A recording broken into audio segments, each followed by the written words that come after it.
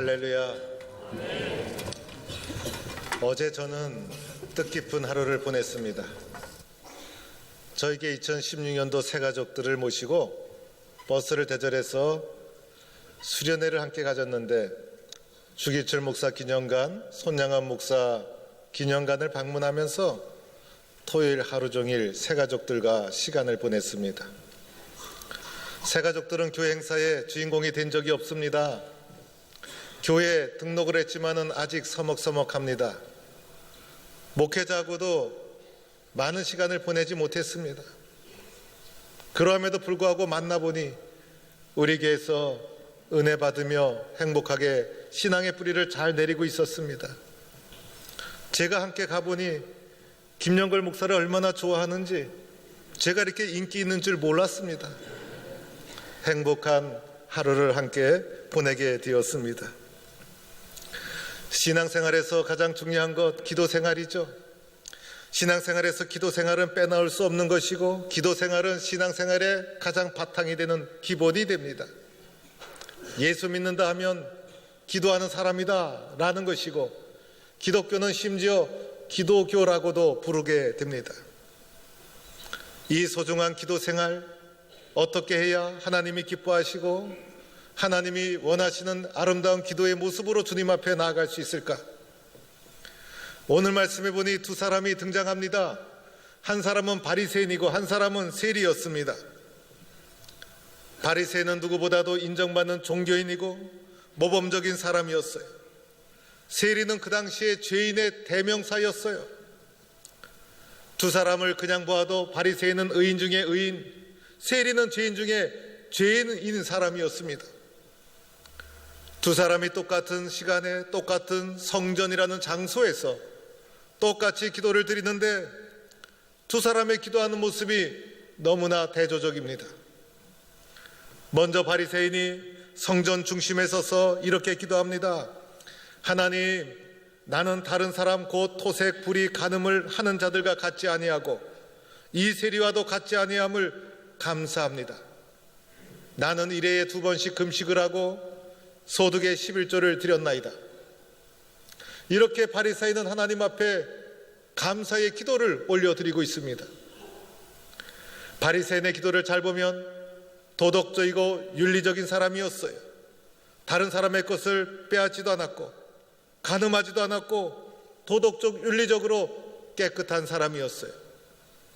그뿐이 아니라 신앙적으로도 열심히 있는 사람이었어요. 소득의 11조를 정확히 바치고 율법에는 일주일에 한 번씩 금식하라고 했는데 2차례나 금식을 하고 율법을 초고하는 열심을 내었던 바람직한 사람, 아주 모범적인 기도의 모습을 바리새인이 보여주고 있습니다. 그런데 세리는 한마디로 말하면 죄인 중에 죄인이었어요. 성전 구석 모퉁이에 서서 기도하기 시작합니다. 이 사람은 하나님 앞에 내세울 것이 아무것도 없었어요. 하나님이여 나를 불쌍히 여기소서, 나는 죄인으로서이다. 도덕적, 윤리적, 종교적으로 바리새인의 비교가 되지 않은 세리의 짧은 기도를 보게 됩니다. 예수님께서 이 두 기도를 말씀하신 후에 최종적인 결론을 말씀해 주십니다. 바리새인의 기도가 아니라 죄인 세리의 기도가 의롭다는 것이었습니다. 예수님의 이러한 결정은 예상치 못한 충격적인 선언이었어요.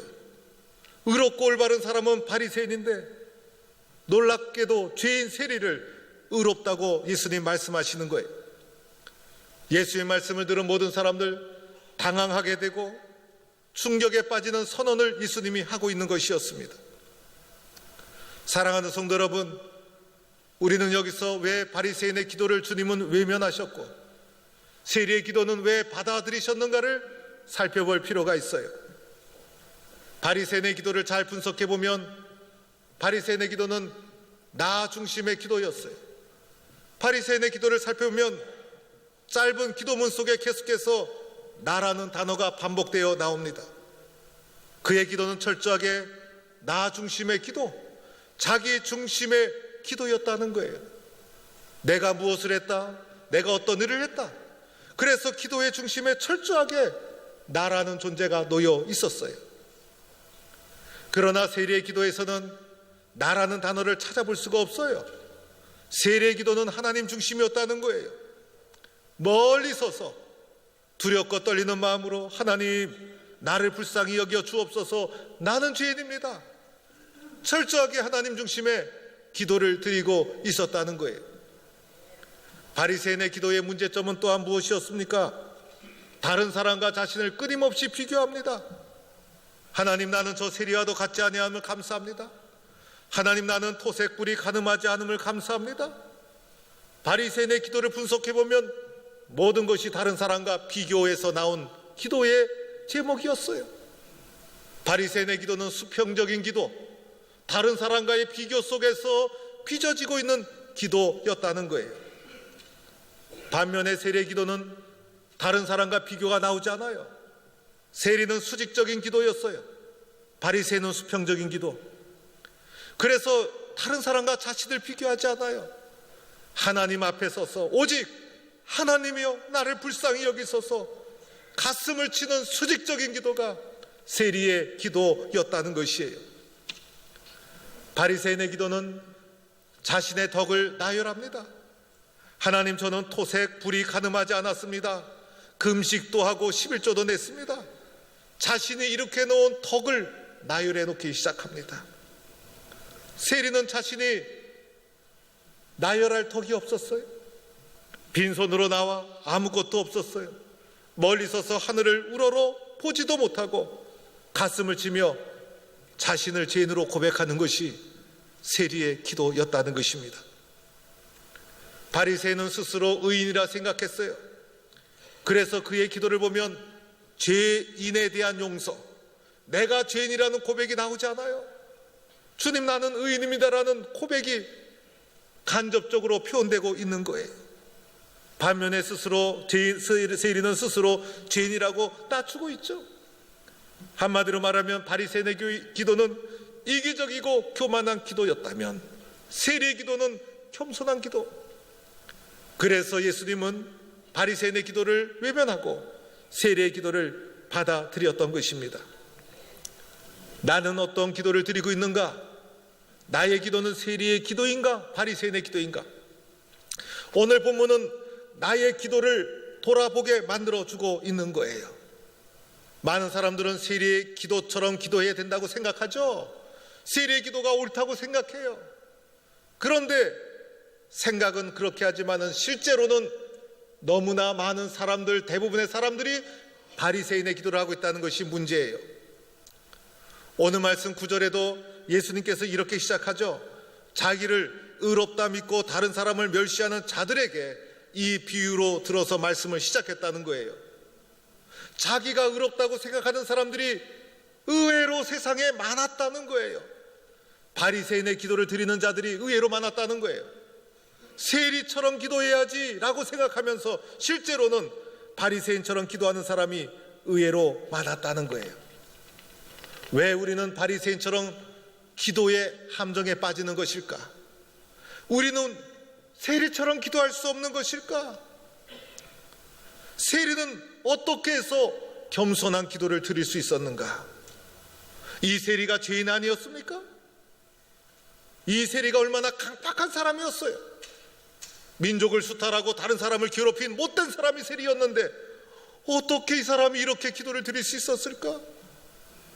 바리새인들은 율법에 충실한 사람, 하나님 앞에 충성하고 됐던 사람인데 왜 이렇게 교만한 기도를 드렸을까? 어디에서 기도가 달라진 것일까? 왜 이렇게 기도를 드리게 되었을까를 생각해 봐야 합니다. 오늘 기도하는 장면을 보면 과거는 바리새인이 더 훌륭했어요. 세리는 죄인이었죠. 그런데 오늘 기도하는 장면에서 주님은 과거를 묻지 않아요. 이 사람이 무엇을 했든지 어떻게 살아왔든지 지금 예배당 성전에 나오기 전에 무슨 일을 했는지 묻지 않아요. 주님이 보고 계시는 것은 지금 이 순간이에요. 지금 이 순간, 지금 현재 나는 하나님 앞에 어떠한 태도, 어떠한 모습으로 서 있는가, 주님은 이것을 보고 있더라는 거예요. 하나님은 지금 이 순간 내가 어떻게 살아왔는지를 묻지 않아요. 지금 이 순간 너는 하나님 앞에 어떠한 태도, 어떠한 자세로 엎드려 있느냐. 하나님 앞에 기도하는 이 순간, 예배하는 이 순간, 어떠한 태도로 하나님 앞에 서 있는가. 중요한 것은 바로 지금 이 순간이라는 거예요. 바로 이 순간 하나님 앞에 어떠한 태도, 어떠한 자세, 어떠한 마음으로 내가 나아가고 있는가. 여기에서 기도의 내용이 결정된 거예요. 아무리 믿음으로 살아왔더라도 하나님 앞에 서는, 기도하는 이 순간 교만하게 기도가 나와버리면 주님 받아주지 않아요. 그러나 그 사람이 말씀대로 살지 못했어요. 그러나 하나님 앞에 나와 엎드리는 순간, 주님 나를 불쌍히 여기소서, 나는 죄인입니다.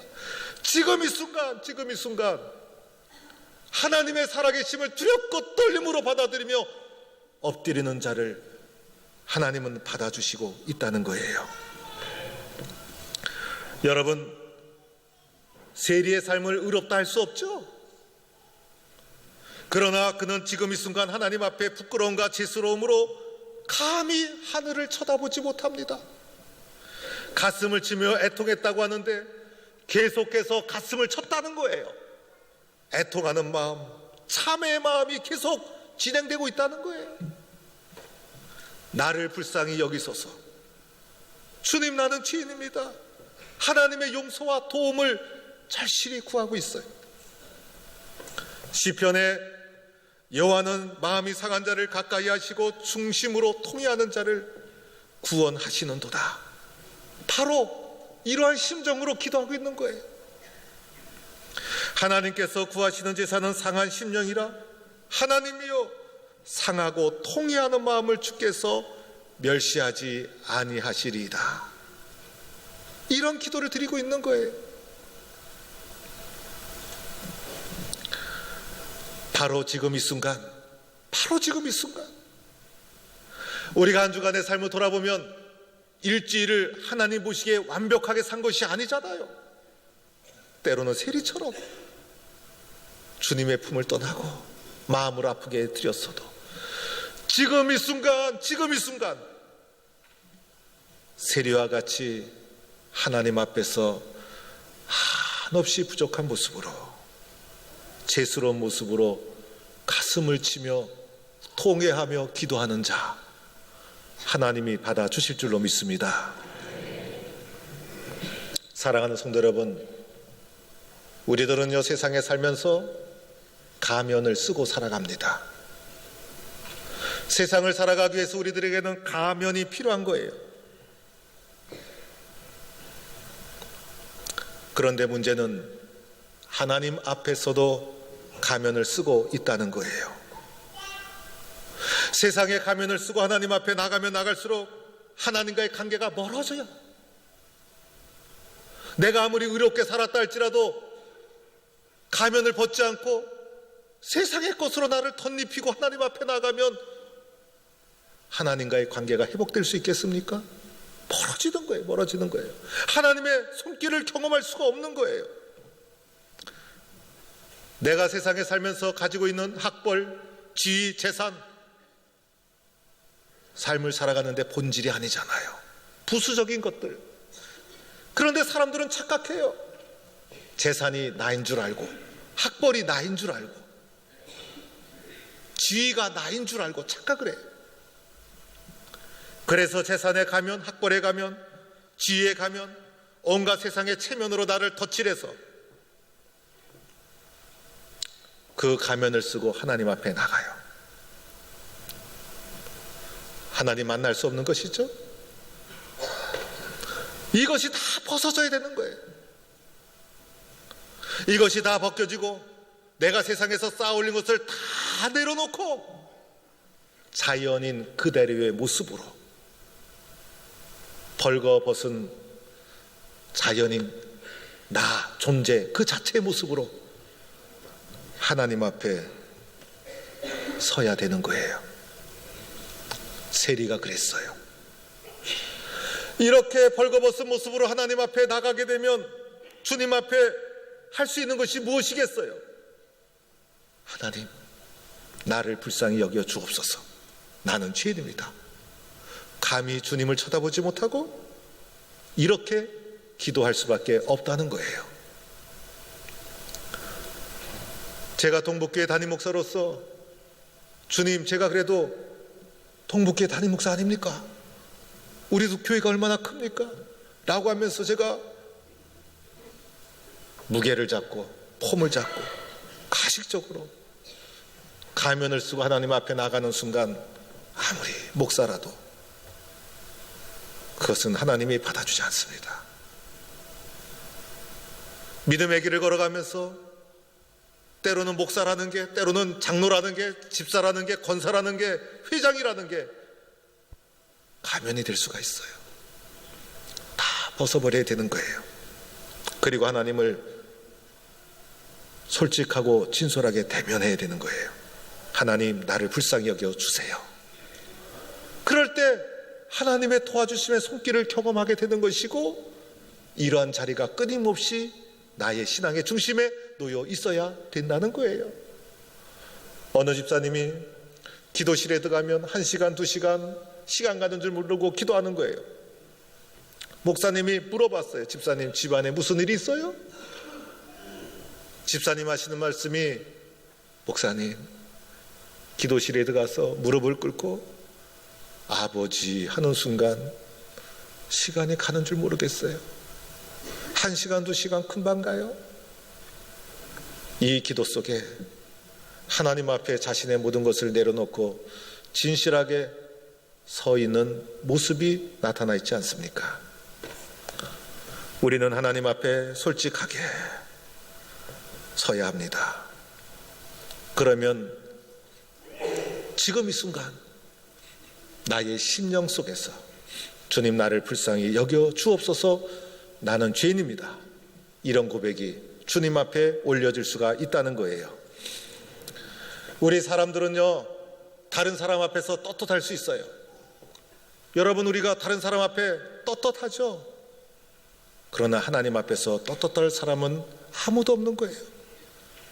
하나님 앞에 서면 세리처럼 가슴을 치며 통에 자복할 수밖에 없는 것이고, 하나님은 우리를 늘 용서해 주시는 분이고, 우리는 언제나 하나님의 용서를 받을 뿐이에요.